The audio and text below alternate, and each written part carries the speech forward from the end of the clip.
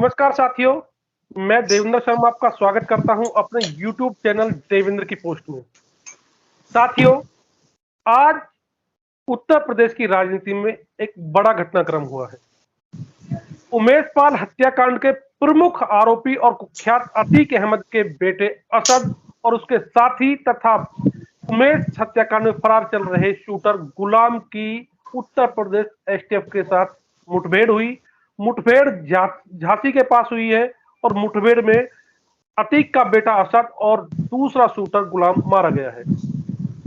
Encounter के बाद अपने चिर परिचित अंदाज में उत्तर प्रदेश की गद्दी पर जनता पार्टी के नेता इस एनकाउंटर को अपराधियों के खिलाफ एक सबक बता रहे हैं और बड़ी कार्रवाई बता रहे हैं। वहीं हर बार की तरह विपक्ष के द्वारा एनकाउंटर को झूठा बताते हुए इसे संविधान की खुलेआम धज्जियां बता रहा है।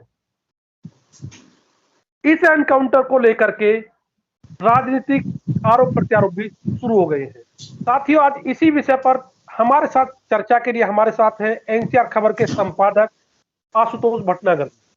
आशुतोष जी, आपका स्वागत है। धन्यवाद। साथियों, आशुतोष जी हमारे साथ कई बार हमारे चैनल पर कई अहम मुद्दों पर चर्चा कर चुके हैं। आशुतोष जी, आज का पूरा घटनाक्रम आपने देखा होगा, किस तरह से एनकाउंटर हुआ और जिस समय ये घटना चल रही थी उस समय अतीक अहमद और उसके भाई अशरफ प्रयागराज कोर्ट में उनकी सुनवाई हो रही थी उमेश पाल हत्याकांड में। उसके बाद अतीक ने जैसी खबर सुनी रोया, चक्कर आए, पानी पिया, पूरा घटनाक्रम देखा। फिर राजनीतिक बयानबाजी होती है जहां सत्ता पक्ष के द्वारा इसे अपराधियों के खिलाफ एक नजीर बताया जाता है इस तरह के एनकाउंटर को। वहीं विपक्ष के द्वारा इस एनकाउंटर को लेकर सत्ता पक्ष की घेराबंदी की जाती है और राजनीति अपनी दिशा में चलने लगती है। इस पूरे घटनाक्रम को आप किस रूप में देख रहे हैं? देखिए देवेंद्र जी, ये जो मुद्दा है ये सामाजिक, राजनीतिक और पारिवारिक 3 हिस्सों में बटा हुआ है। और आज के घटनाक्रम में भी अगर हम ध्यान से देखें तो तीनों ही पहलू इसमें उजागर हुए। पारिवारिक मुद्दा इसलिए है कि एक ऐसा व्यक्ति जिसने अपने बच्चों को 10 साल की उम्र से अपराध के लिए तैयार करना शुरू किया हो और जब उसका साम्राज्य उखड़ रहा हो तो सबसे पहले उसके बेटे की एनकाउंटर की खबर आए। ये एक ऐसा पारिवारिक दर्द है जो निश्चित तौर पर कोई पिता देखना नहीं चाहता है। लेकिन उस आदमी के लिए ये एक गुलाम अली की एक पुरानी गजल है, चमकते चांद को टूटा हुआ हरा बना डाला। तो उसमें एक लाइन आती है, यही आगाज था उसका, यही अंजाम होना था, उसे बर्बाद होना था, उसे नाकाम। तो परिवार के लिए जो पौधा उसने लगाया था वो उसने आज उसकी परिणति देखी। ये उसके पारिवारिक एक क्षण था। तो जो उसके साथ हुआ वो उन्हीं कर्मों की परिणति थी। हमेशा कर्म का फल आपको मिलता है, हमारे यहाँ कहा जाता है। दूसरा पहलू इसका सामाजिक है। सामाजिक तौर पर हम इसको ऐसे देखते हैं कि जब सजा के बाद, इस एनकाउंटर के बाद, सजा के बाद या जो आपकी सुनवाई हुई उसके बाद अतीक अहमद और जो उसका भाई था वो बाहर निकला, तो लोगों में जो लोग उससे डरे रहते थे उन्होंने उस पर चप्पल और जो भी उनसे हुआ और हाय हाय के नारे लगाए। तो ये सामाजिक विद्रोह है कि आपका जब तक डर था तब तक आपसे लोग डर रहे थे, आपका कोई सम्मान नहीं कर रहा था। और पूरे प्रयागराज को जो जानता है, खासतौर पे झूसी और नैनी के लोग, वो बताते हैं कि किस तरीके का आतंक था। जहां इनको कोई घर पसंद आ जाए, कोई जमीन पसंद आ जाए तो इनका एक वकील आता था और कहता था कि अगर 1 करोड़ की जमीन है तो आप सिर्फ 20 लाख लीजिए और चुपचाप चले जाइए, और अगर नहीं लेना है तो फिर ये भी नहीं मिलेगा। रिक्शा से लड़कियां उठवा ली जाती थी, उस तरह की बातें वहां के लोग बता रहे हैं। तो ये सामाजिक इसका असर है जो लोग अब खुल के सामने आ रहे हैं, क्योंकि लोगों को लग रहा है कि चलो शायद इसकी शुरुआत हो गई है, पतन की शुरुआत हो गई है। खुद अतीक ने जैसे कहा कि मिट्टी में तो हमें मिला दिया है, अब तो हम रगड़े जा रहे हैं। हालांकि जो उमेश पाल की माँ है और जो पत्नी है, उन्होंने अभी भी उनके जो बातें थी उन्होंने उस पर आभार तो जताया योगी आदित्यनाथ जी का, मुख्यमंत्री का, लेकिन उनके पास डर अभी भी बना हुआ है कि कहीं ऐसा ना हो। बड़ी चिंता जाहिर की है। हाँ, तो ये एक सामाजिक दबाव है। अब हम आते हैं आपके राजनीतिक चिंतन पर। तो राजनीतिक चिंतन वैसा ही है जैसा अपेक्षित था। थोड़ा सा अखिलेश यादव ये कोशिश कर रहे थे एक फेस लिफ्टिंग की कि देखिए हम अपराधियों के साथ नहीं हैं, और ये माना जा रहा था कि शायद समाजवादी पार्टी कुछ बदल रही है। लेकिन एनकाउंटर होने के फौरन बाद जिस तरीके का दर्द न सिर्फ अखिलेश यादव बल्कि मायावती और उत्तर प्रदेश से दूर बैठे ओवैसी ने दिखाया, और ये साबित किया कि तीनों एक ही लाइन पर चल रहे हैं, जहां पर तीनों ने एक ही बात कहने की कोशिश की कि ये एनकाउंटर धर्म के नाम पर हुआ। ये इस राजनीति को वहीं पर लाकर सेट कर देता है जहां बीजेपी चाहती है। इसका पूरा असर आप निकाय चुनाव में देखेंगे। आप बीजेपी के लिए क्लीन स्वीप ले लीजिए। गौतम बुद्ध नगर में जहां अभी तक 2 जगह बीजेपी थी, अब मुझे लगता है 5 जगह बीजेपी होगी, और ऐसे ही पूरे प्रदेश में जो है आप सभी जगह देखेंगे, क्योंकि कहीं ना कहीं राजनीतिक तौर पर एक संदेश आज दिया गया, ये एनकाउंटर अपराधी का नहीं था, मुसलमान का था। ओवैसी खुलकर कह रहे हैं और अखिलेश यादव छिप कर कह रहे हैं कि इससे भाईचारा टूटेगा। ये जो एक राजनीतिक लाइन खिंच गई है, ये आपको अब भी दिखेगी और 2024 में तो स्पष्ट दिखेगी। बीजेपी के पिच पर आ गए सब लोग, बाकी आप जैसे देखेंगे। अच्छा आशुतोष जी, आपने एक बात बड़ी अच्छी बात कही कि जब कोर्ट की कार्रवाई हो रही थी तो एक तरफ भले ही अपराधी है, लेकिन एक पिता को जब बेटे की मौत का संदेश मिलता है तो हमने देखा कि कुख्यात भी टूट जाता है। तो हमने देखा, दूसरी बात हमने देखी कि बदलाव, सामाजिक बदलाव देखा। जो लोग अतीक की परछाई से डरते थे, वह लोग न केवल अतीक की आंखों में झांककर उसका सामना कर रहे थे, बल्कि उसके प्रति भारी भरकम सुरक्षा के बीच भी उस पर आक्रामक हो रहे थे। एक सामाजिक बदलाव इसको कह रहे हैं। तो यह सामाजिक बदलाव बहुत ज्यादा दर्द या कष्ट को सहन करने के बाद जो एक उबाल आता है, वो है यार जो सत्ता पक्ष के द्वारा, जो भारतीय जनता पार्टी है, इसके मुख्यमंत्री के द्वारा पहले टाइम से ही एक सीधी लाइन खींची थी कि अपराधियों को जहन्नुम पहुंचा देंगे। और उमेश पाल हत्याकांड में तो स्थिति यहां तक थी कि सत्ता पक्ष की तरफ से जो विधानसभा में जो नेता सत्ता पक्ष के तौर पर मुख्यमंत्री ने अपना बयान दिया, उन्होंने कहा कि यह सरकार अपराधियों को मिट्टी में मिला देगी। जब ये एनकाउंटर होता है तो कई ट्वीट, यानी कि मैंने ब्रजेश पाठक जी उप मुख्यमंत्री के और केशव प्रसाद मौर्य के ट्वीट देखे, तो उन्होंने वही कहा, मतलब वही था कि वो वही विधानसभा सत्र वाली बात को आगे कह रहे हैं कि जो कहते हैं वो करते हैं और एक एक अपराधी को मिट्टी में मिला देंगे। तो ये सामाजिक बदलाव की जो परिणति है, जरा इसे बताइए। देखिए होता क्या है, ये तो कोई पहली बार नहीं हो रहा है। अगर आप हमारे 70s के दौर से अगर आप फिल्में भी देखेंगे, खासतौर पर सलीम जावेद की लिखी हुई पिक्चरों को देखेंगे, तो उसमें जब आखिर में जो माफिया है, जब वो मारा जा रहा होता है और जनता उसके पीछे भाग रही, तो वो ऐसे ही प्रतिक्रिया का शिकार होता है। और जहां पर भी किसी अपराधी ने लोगों को तंग किया हुआ है सामाजिक तौर पे, क्योंकि अपराधी सामाजिक तौर पर ही लोगों का शोषण करेगा, तभी वो अपराधी अपना साम्राज्य खड़ा करेगा। ऐसे में जब कोई सरकार या मसीहा आकर ये कहे, मैं मसीहा वर्ड इसलिए कह रहा हूँ कि आमतौर पे फिल्मों में मसीहा ही होता सरकार में, लेकिन यहाँ पर उत्तर प्रदेश में बीते 5 साल में सरकार ने ये तय किया कि हम जो है इस पूरी परिणति को बदल देंगे, इस पूरे सिस्टम को बदल देंगे। तो जो लोगों को ये विश्वास मिला और जिसको महज 1.5 महीने पहले ये कहकर तोड़ा गया था कि देखो हम पुलिस से नहीं डरते, उसको जब सरकार ने दोबारा करके दिखाया है, या सरकार के कहने पर एसटीएफ और उत्तर प्रदेश पुलिस ने किया है, तो लोगों को एक भरोसा जागा है। हालांकि वैसे मैंने पहले कहा कि उमेश पाल की माताजी और पत्नी को अभी भी उनके आप शब्दों को देखेंगे तो उनको डर है कि कहीं अभी तक खेल खत्म नहीं हुआ। लेकिन ये प्रतिक्रिया होनी थी क्योंकि बहुत सारे लोग जो सीधे अतीत से कभी उनका वास्ता नहीं पड़ा होगा, तो उनके लिए ये एक चेंज था। और कोर्ट में जिस तरीके से वकीलों ने योगी आदित्यनाथ जिंदाबाद के नारे लगाए, वो भी इलाहाबाद की उस राजनीति और एक जो डर की राजनीति थी उसको दिखाता है कि कैसे सामाजिक बदलाव आया है। और यही बदलाव अगर अगले 5 साल रहा तो निश्चित तौर पर आप उत्तर प्रदेश के अंदर कई बदलाव देखेंगे। मैं इस बात के लिए एक और बात कोट करना चाहूंगा। मेरे एक मित्र हैं, परवेज भाई हैं, लखनऊ में है, पत्रकार हैं।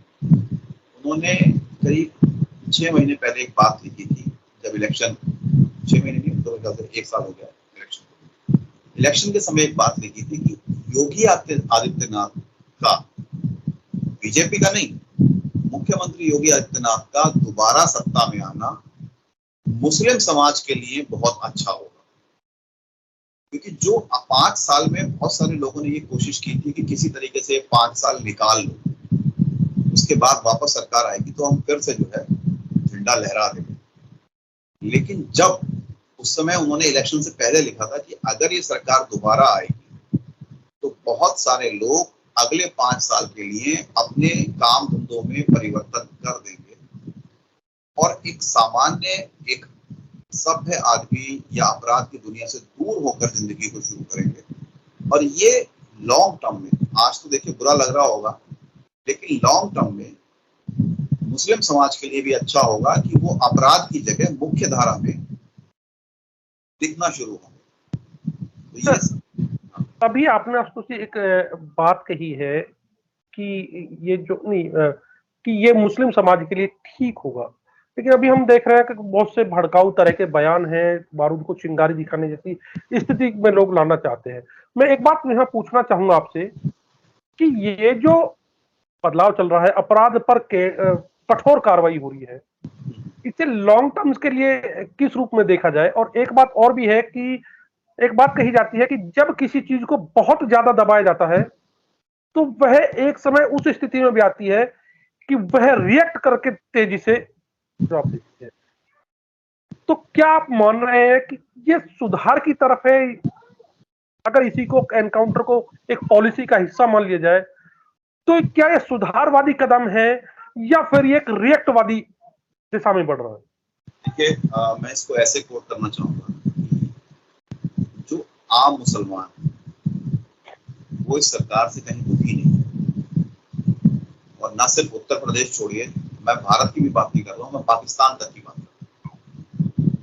मतलब अगर आपको योगी आदित्यनाथ के फैन पाकिस्तान में मिल रहे हैं तो आपके लिए ये बात, यहाँ के कम से कम जो मुस्लिम लीडर हैं या जो तथाकथित सेकुलर लीडर हैं, उनके लिए चिंता की बात होना चाहिए। दूसरी बात, मैं एक और बात कहना चाहूंगा। बेनजीर भुट्टो ने अपनी एक आत्मकथा की लिखी थी किताब, उसमें उन्होंने एक बात कही कि कम पढ़े लिखे समाज में अफवाहें बहुत जल्दी फैलती हैं और लोग उसको सच मान लेते हैं। ये मेरा कोट नहीं है, बेनजीर भुट्टो का है, पाकिस्तान के लिए, क्योंकि पाकिस्तान की हालत पढ़ाई लिखाई के मामले में वाकई कमजोर है।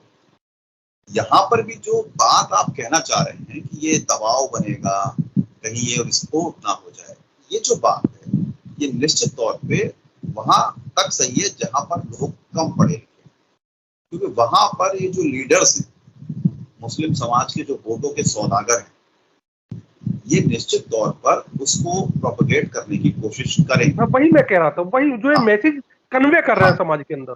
लेकिन जो मैंने कहा कि जैसे परवेज भाई जैसे लोग हैं, या जो लोग लगातार अपने आप में पढ़ लिख रहे हैं और जो एक खुले दिमाग के मुस्लिम समाज में भी लोग हैं, और जो ये देख रहे हैं कि भाई अगर ऐसा माहौल है तो हमको अपराध की तरफ ना जाकर इस तरफ जाना चाहिए। क्योंकि होता क्या है, देखिए समाज, कोई भी समाज जो होता है वो अपना एक बेंचमार्क सेट करता है कि हमको अगर ऐसा पैसा मिल जाएगा तो ये आसान जरिया है। आपको फल बेचना पड़ रहा है, सब्जी बेचनी पड़ रही है, पंचर लगाना पड़ रहा है, स्कूल में जाके जो है पढ़ाना पड़ रहा है, तो ये मेहनत का काम।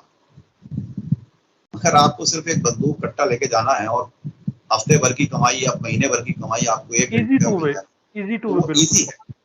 तो ये चीज कब तक होती है? जब तक प्रशासन सख्त नहीं होता। इसीलिए हमने देखा कि बीते 5 साल में, अब तो 6 साल हो गए सेकंड टर्म में, तो योगी आदित्यनाथ सरकार ने लगातार अपराधियों ने सरेंडर किया है। और एक और बात मैं कहना चाहता हूँ, जो बार बार ये जो राजनीति की आप बात कह रहे हो, जिसको ये कहा जा रहा है कि या बनाया जा रहा है कि ये मुसलमानों के ऊपर अत्याचार है, तो एक दिन पहले ही बिजनौर जिले में एक आदित्य राणा है, क्या नाम है उसका, भूल गया, उसका एनकाउंटर हुआ है। तो वो भी एक एनकाउंटर और ये भी एक एनकाउंटर। सरकार की पॉलिसी शायद हिंदू मुसलमान देखकर नहीं है, अपराध नहीं, उस पर भी। बिल्कुल। तो ये जो चीज है, ये लोगों को समझ आ रही है। बाकी राजनीतिक तौर पे, निश्चित तौर पे जो विपक्ष है उसके लिए तो ये सेटबैक है। अच्छा, मैं एक बात आपसे पूछता हूँ इसी राजनीति को, चलिए मैं इसको सत्ता पक्ष को एक तरफ रखता हूँ और आपके पहले सवाल को मैं उठा के लेके आता हूँ। आपने कहा कि यहाँ पर ये लोग बेवकूफी करके, इस तरह की धार्मिक उन्माद की बात करके, बयानबाजी करके, एनकाउंटर को लेकर के, मजहब कार्ड खेल करके ये अपना नुकसान कर रहे हैं। तो वर्तमान परिस्थिति में ज्यादा नुकसान मायावती का है या अखिलेश का है? देखिए, पहली बात तो ये है कि ये लोग बेवकूफी नहीं कर रहे हैं, ठीक है ना। ये उनकी स्ट्रेटजी है और उनकी मजबूरी है, क्योंकि बीजेपी की पिच पर वो खेल नहीं पाते हैं। अरविंद केजरीवाल इस खेल के खिलाड़ी आदमी हैं। उन्होंने श्री राम की जगह हनुमान को पकड़ लिया और वो हनुमान जी का नाम लेके लग जाते हैं। तो क्या है कि आपको एक काट मिल जाती है। मगर अखिलेश यादव या मायावती की परेशानी है, दोनों की अपनी अपनी सीमाएं हैं। मायावती काशीराम और अंबेडकर की उस प्रतिज्ञा से बनी है जिसमें वो हिंदू और हिंदुत्व को एक लिमिट से ज्यादा स्वीकार नहीं कर सकते। और अखिलेश यादव अपने पिता की विरासत से बंधे हैं, जिसमें वो एक लिमिट से ज्यादा धार्मिक नहीं दिख सकते। तो दोनों के साथ एक मजबूरी है कि दोनों का जो वोट बैंक है, उसमें उनको लगता है कि अगर हम ये करें तो हमको फायदा होगा। निश्चित तौर पे निकाय चुनाव में अगर हम देखेंगे तो संगठनात्मक तौर पे अखिलेश यादव मजबूत है और मायावती के पास अपना दलित कैडर है, कल अम्बेडकर जयंती भी है, तो पूरी कोशिश होगी। अखिलेश यादव भी कोशिश कर रहे हैं, काशीराम को माला पहना रहे हैं। माला पहना रहे हैं और अम्बेडकर को तो वो निश्चित तौर पर मौका नहीं छोड़ना चाहेंगे। लेकिन मायावती अपने दलित वोट बैंक को कितना संगठित रख पाती है, क्योंकि दलितों के साथ भी एक जो बदलाव आ रहा है कि जब जब मायावती कमजोर होती है तो दलित अखिलेश यादव के साथ नहीं जाता है, वो बीजेपी के साथ चला जाता है। क्योंकि जो पीछे के जो कटु अनुभव है, चाहे वो गेस्ट हाउस कांड रहा हो, चाहे उससे पहले जो सरकार बनी थी मुलायम सिंह काशीराम की, तो दलित वोट को ये समझ में आता है कि अगर हमको हमारे यहाँ नहीं रहना है तो फिर बीजेपी हमारे यहाँ सेफ स्थान है। अच्छा सर, मैं अपनी इस बात को लास्ट पड़ाव पे ले जाके एक सवाल करता हूँ कि चलिए, हमारे सनातन ग्रंथों में भी कहा है कि जब अपराध हद से ज्यादा हो तो अपराधी दैत्य राक्षस के खिलाफ खड़े हो जाइए, बुराई का सामना कीजिए। क्योंकि बाबा भी सनातनी विचारधारा से है और वो उस सनातन सभ्यता के उस मर्यादा को और उस चीज को समझते हैं। अगर योगी आदित्यनाथ की हम बात करें तो वह भीड़ के अंदर भी अगर चोट करेंगे तो वो उनकी कोशिश होगी अपनी तरफ से, सनातन अगर वो परंपरा के जो फॉलोअर हैं, अनुयायी हैं, कि किसी निर्दोष चींटी को भी अहित ना हो और अपराधी बचे ना। लेकिन जब हम सत्ता में बैठ करके एनकाउंटर को एक पॉलिसी बना देंगे तो कहते हैं कि जो चीज एक बार लाई जाती है वो आगे बढ़ती चली जाती है। एक समय ऐसा है, अब तो ऐसा है कि वाकई में इस एनकाउंटर पॉलिसी की जरूरत है, क्योंकि जब योगी आदित्यनाथ सत्ता में आए थे उस समय पुलिस का मनोबल पूरी तरह टूटा हुआ था, अपराधियों का बोलबाला था और उत्तर प्रदेश को इवन बिहार से भी आगे अपराध के मामले में गिना जाने लगा था।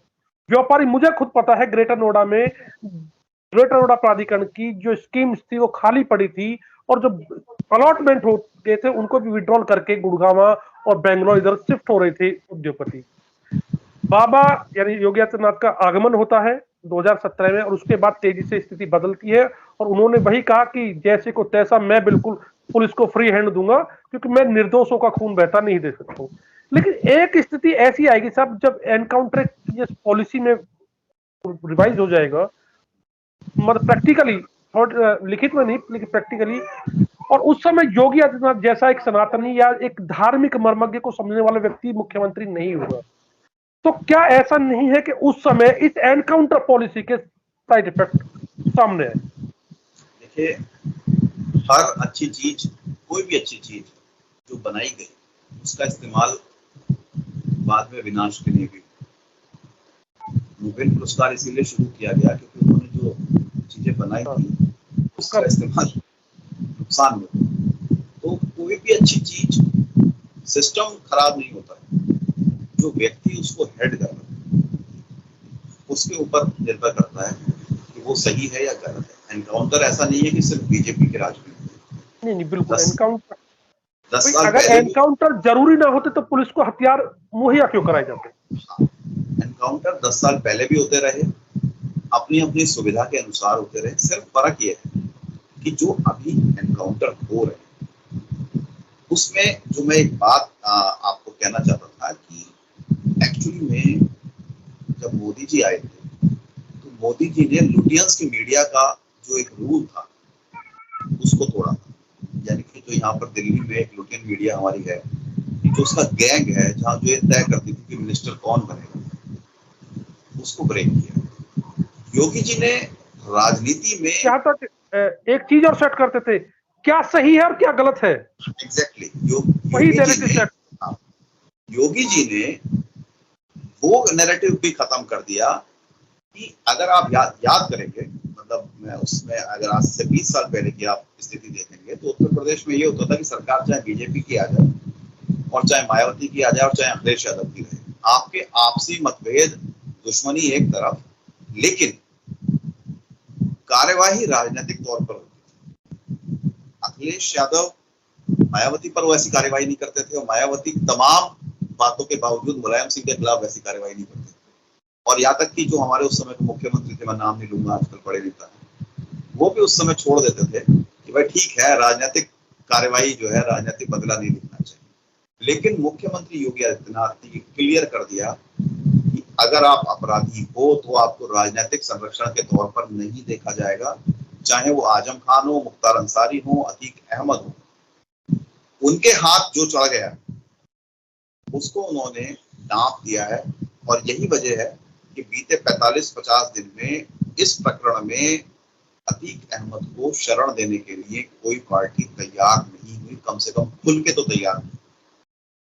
जो आज कह रहे हैं लोग, ये जो चीज है कि आप कह रहे हैं कि जो एनकाउंटर है, जो हो रहे हैं, निश्चित तौर पे आज जरूरत है और ये हमेशा जरूरत रहेगी। मैं इसको ऐसे देखता हूँ कि तमाम आरोप लगते हैं कि आप कुछ फेवर करते हैं या कुछ राजनीतिक मामलों में एनकाउंटर को अभी कर रहे हैं, तो ये ऐसा है कि अगर आज से 10 साल 15 साल बाद ऐसा रहा कि बीजेपी सत्ता में नहीं हो तो जो भी आएगा वो अपने हिसाब से चीजों को करेगा। संतुलन बना रहना चाहिए। एनकाउंटर तब भी होंगे, अब भी होंगे, कोई चीज बियॉन्ड द लॉ नहीं जाएगी।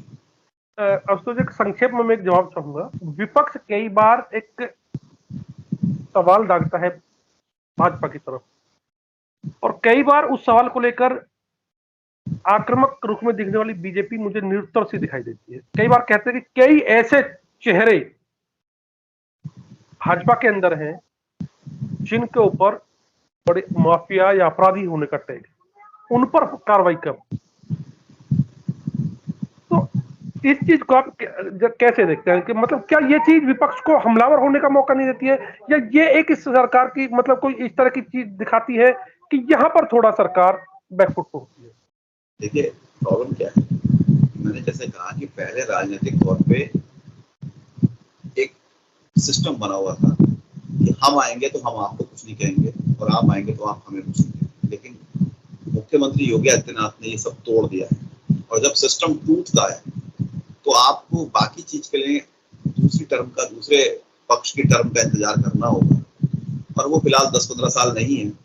तो 10-15 साल तक अगर वो लोग बचे सत्ता में आने लायक, तो निश्चित तौर पे वो अपना करेंगे। इसको ये नहीं कह सकते कि बीजेपी निरुत्तर होती है। ये तो तय है कि राजनीतिक जो घटनाक्रम होता है वो अपने फायदे और नुकसान को देखकर होता है। तो बीजेपी से तो वो उम्मीदें कर ही नहीं सकते, लेकिन जहां जहां उनकी सरकारें हैं वो बीजेपी के नेताओं या बीजेपी के तथाकथित माफियाओं के खिलाफ कोई एक्शन क्यों नहीं लेते?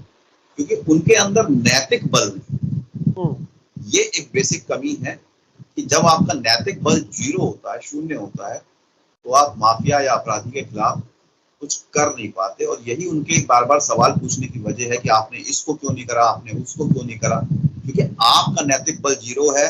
और आपको भी पता है कि कल को जैसे आप अगर आओगे, चाहे जितने भी अगर आओगे, अगर तो भी आप वो नहीं कर पाओगे जो योगी आदित्यनाथ कर दिया। ये बिल्कुल आपकी बात ठीक है। देखिए, राजनीति में 100% कोई नहीं होता है, लेकिन 100% के सबसे करीब जो पहुंच जाए वो सुंदर व्यवस्था होती है। वरना 100% राम राज्य है, राम राज्य की कल्पना भी एक कोरी कल्पना है, और उस राम राज्य के जो सबसे करीब पहुंच जाए वो सबसे बेहतर। बहुत बहुत धन्यवाद अफसर, आपने बहुत बेबाकी सर बड़े सुंदर तरीके से हमारे सवालों का जवाब दिया और हमारे व्यूअर्स को अपनी विचार दिए। बहुत बहुत धन्यवाद। साथियों, यदि आपको हमारी परिचर्चा पसंद आई हो तो हमारी वीडियो को लाइक कीजिए। यदि परिचर्चा को लेकर के आपके कुछ सवाल हैं तो कमेंट बॉक्स में लिख करके प्लीज हमें अपने विचारों से अवगत कराइए। हमारे वीडियो को अपने साथियों के साथ शेयर कीजिए और चैनल को सब्सक्राइब करना बिल्कुल ना भूलिए। बहुत बहुत धन्यवाद।